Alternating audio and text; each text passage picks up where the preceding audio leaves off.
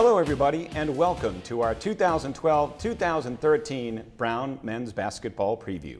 My name is Scott Credici, and we're happy to be joined by the new head coach of the Brown Bears from the class of 2004, Mike Martin. Mike, how are you? Doing great, Scott. Well, it's great to have you back where you belong on College Hill. It's great to be back at Brown and thrilled for the opportunity to be our head coach. Well, Mike, again, coming back here after a few years away, but in the Ivy League at Penn, and we'll talk more about that experience in just a moment. But my first question to you would be, as a first-year head coach here, what are you trying to establish early on as you take over the reins? Well, I think a lot of new coaches talk about establishing the culture in which they want their program to behave every day, and that's been the goal since I took over June 1st, from the time I sat down with our players this summer through our first team meeting in the fall to our preseason workouts, and now obviously in practice. We just trying to establish the way in which we want our players to act on the court, off the court, on campus, in the classroom, and in the community. So far so good. We're very happy with the progress we've made. Your hire really excited the Brown basketball fan base. Of course, many fans know you and remember you as a player. In fact, your class was the only class in the history of Brown basketball to have 4 consecutive winning seasons here. And my question to you would be, what do you remember about those 4 years as a player? And is it something that you think you can duplicate as a coach? What I remember is we had a great group of guys, obviously led by Coach Glenn Miller, who, along with his coaching staff, just instilled in us a belief that every time we stepped on the court, we believed we were going to win that game, and no matter who we were playing. And we had a great group of young men. We practiced hard every day. A lot of times we thought practices, it could have been more challenging than some of the games.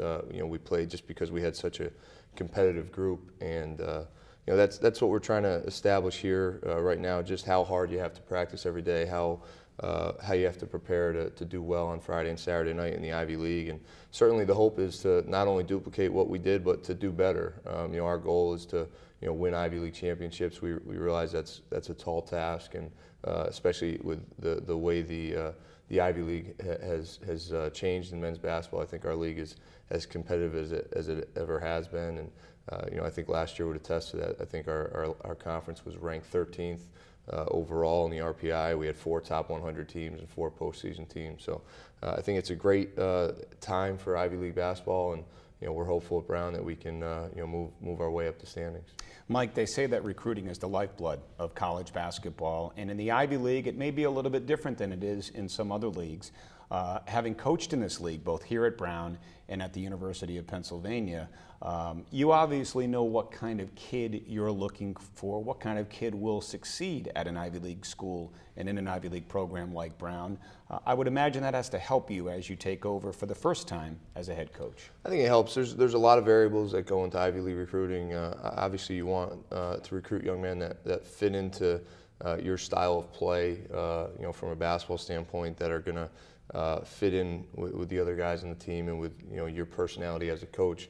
But beyond that, we have admissions and financial aid policies and procedures that we have to work through. So I think my experience with all those things as an assistant at Brown, as an assistant at Penn, have helped prepare me. But I've got a great staff of assistant coaches that have experience recruiting high academic high school student athletes as well. So we're hopeful that we can continue to recruit well and help improve our team. All right, let's talk about some of the players on this year's team, and we'll start with the captains. I think you picked 3 fine leaders to lead this program: Sean McGonigal, Tyler Ponticelli, and Matt Sullivan.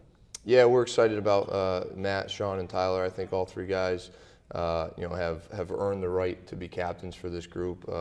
They all happen to be from suburban Chicago, so they have some very good qualities that I think you get growing up in the Midwest. But we're excited. Obviously, Sean is a guy we're going to count on for a lot. He'll do. We think the primary. He'll have a lot of the responsibilities of handling the ball and being our point guard and getting us into offense. But Matt and Tyler are both seniors. They've got a lot of experience and have been through 3 college basketball seasons. So we're hopeful that they're going to continue to lead the way they have this preseason and in the first week of practice, and I would expect that they will.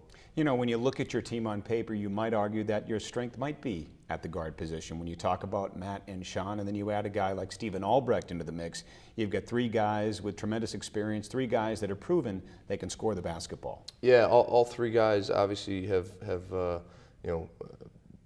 performed well at the Division I level. Steven, when he was a freshman at Toledo, and then last year in his first year after sitting out, and then certainly Sean and Matt throughout their careers at Brown. So we're just continuing to work on establishing depth, both in the backcourt and the front court, and with Steven, we're hopeful that he can continue to progress. He's got a little bit of a history with back problems, but we're very excited about what those three guys can do, with the ball and without the ball offensively. Mike, up front, the program was dealt a couple of blows, and that Dockery Walker had surgery on his knee. He'll be out for the season. Andrew McCarthy withdrew from school, but the good news is Tucker Halpern comes back into the mix. Rafael Maya is now eligible to play, and I know you've got a talented freshman that you're excited about in Cedric Kakamensa. Yeah, all three guys obviously we think have bright futures here. Tucker's still working his way back from what kept him out last year, but we're optimistic he'll be back hopefully in the next couple weeks to rejoin us in practice. Rafa is a young man we think that has a world of talent and has a chance to be a very good player for us in our league and outside our league. But we're a little cautious as well. It's been 18 months since he's played in a competitive setting. Obviously, not having played last year, he did practice, so I think he understands the rigors of day-to-day operations in Division I basketball, and I think he'll be ready to hopefully have a nice year for us. And then Cedric is a freshman, so again, we think he's got a world of talent, but what they say about freshmen in college basketball, the best thing is they become sophomores. So we think both Cedric and Rafa can provide the size and the athleticism needed to compete in our league. But again, they both are very, very green as far as experience at this level. You know, Mike, when you look at some of the other rosters throughout the Ivy League, you look at maybe a Cornell, a place where you came from, Penn, even Harvard, you look at the numbers, you see 15, 17, 20 guys. Here, you've got 11 guys right now on the roster this year. So to me, that really makes it an all-hands-on-deck type of situation. And for the freshmen, you'd like to be able to maybe develop them a little bit and have them learn maybe on the bench in year one. But really, you're going to need everybody to log some minutes, be productive for you, more importantly, in practice, because you don't have the bodies that maybe some of the other programs in the league do. Yeah, I guess that's a concern of ours is our depth. But I can tell you, all the guys are working really hard right now, and I think one of the advantages of having a small roster is there's very little rest in practice. The guys are going to be in great condition physically. There's more repetitions available for them every day in practice. So I think there's two ways to look at every situation, and obviously I think we want to look at the positive way of everything. And I think having 11 guys on our roster, a smaller roster, is going to be an advantage for us in a lot of ways as well. You've worked with some great basketball minds. You played for and coached under Glenn Miller. You coached under Jerome Allen at Penn, and your dad was a coach. I'm wondering, were all three of those men very influential on you and your coaching career? Did you take maybe a little bit more from one as opposed to the other? Tell me about those three men and how they've influenced your life. Yeah, they've all been huge influences. Obviously, my father from an early age, I just remember growing up and going to a lot of his practices and games, and being a ball boy, with his teams. Certainly, I think I've taken a lot of what I've learned from my father far beyond in just basketball.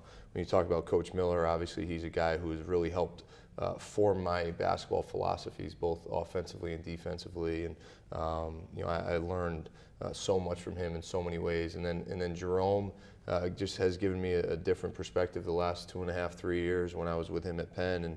And I think I've taken a lot from him as well as far as how to prepare a team and how to coach them up on Friday and Saturday nights in the Ivy League. So I'd like to think I can take a little bit of everything that I've learned, but I also want to be my own person and my own coach. And one of the best pieces of advice I've received so far is from Brad Stevens, the coach at Butler. In July, we were on the road recruiting, and he said the best piece of advice he ever received was just be yourself. That's who you are. I've learned so much from Coach Miller and Jerome and my father, but I need to be who I am in helping prepare this team. Well, Mike, I think I speak for all Brown basketball fans when I say it's real exciting to have you back. Good luck this season. Thanks, Scott.